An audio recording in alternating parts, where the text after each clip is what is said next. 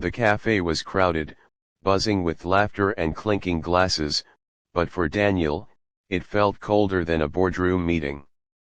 Across from him sat his blind date, a woman who seemed more interested in scrolling through her phone than in any conversation with him. She barely looked up, giggling at messages that clearly weren't his. Daniel, a man who had built an empire from scratch, sat there in silence, invisible to the one person who was supposed to be getting to know him. For the first time in years, he felt the familiar sting of loneliness, like a successful man trapped in a glass cage, admired from afar but never truly seen. At a nearby table, a young single mom named Emily was finishing her shift as a part-time waitress. Her worn-out apron was tucked under her arm, and her little boy, Jacob, sat quietly coloring at the corner table as he waited for his mom.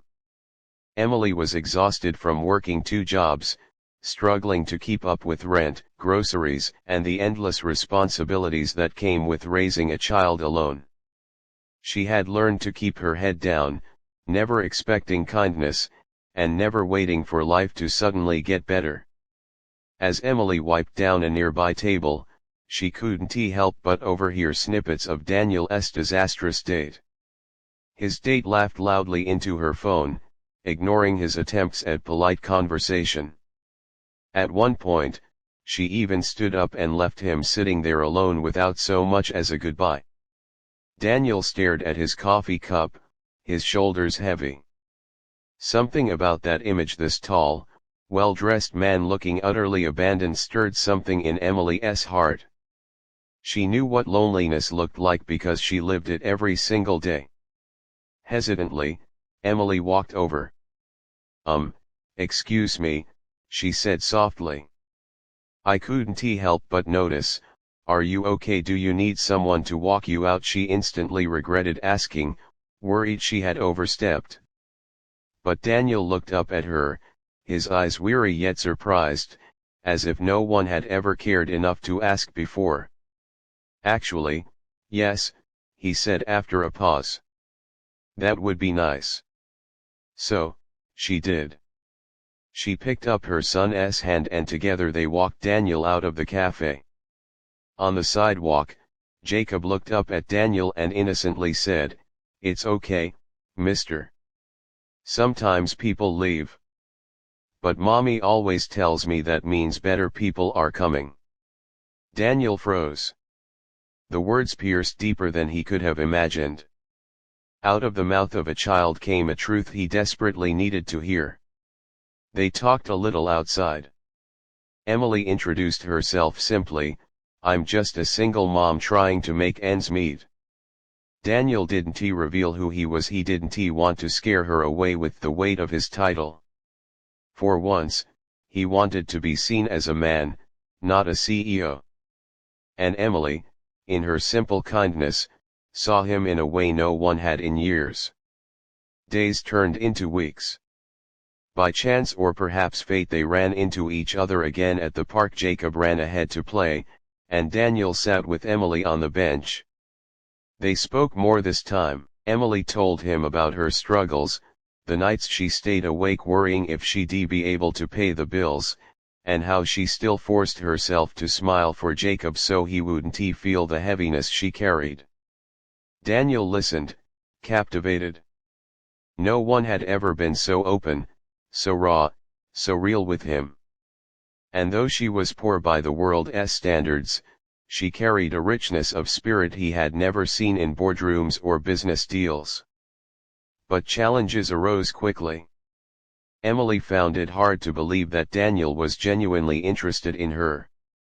"Why would a man like you care about a woman like me?" she asked one evening when he walked her home.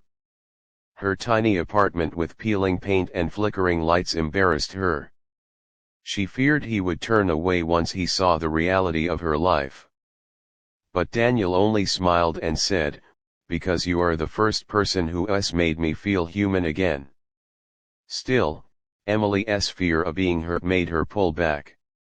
She had been abandoned before by Jacob's father, by friends who didn't understand her struggles, by a world that judged her for being a single mom. She couldn't risk letting her guard down too easily. Daniel, on the other hand, had to fight his own battles.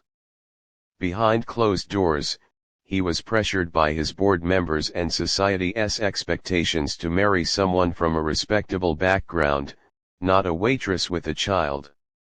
It was a war between duty and heart, reputation and love. One evening, after a particularly long day, Emily sat crying at her kitchen table, bills scattered around her. Daniel knocked on her door, holding a simple bag of groceries instead of the grand gestures most women expected from him. "Emily," he said gently, "you don't have to do this alone. Let me help." She wanted to refuse, her pride screamed at her, but Jacob came running in, hugging Daniel's leg and saying, "I'm glad you're here." And in that moment, Emily realized something: Daniel wasn't trying to rescue her. He was choosing to walk beside her. The final test came when Daniel's identity as a powerful CEO was revealed. Emily was shocked, even hurt. "So all this time, you were hiding who you really are?" she asked, her voice trembling. He reached for her hand, his eyes desperate. "I wasn't hiding. I just wanted you to see me, not the title, not the money, just me." It took time, but slowly, Emily's walls came down. She saw his loneliness mirrored her own, and his heart was as fragile as hers. Together, they built something unexpected and unlikely: love between a poor single mom and a lonely CEO.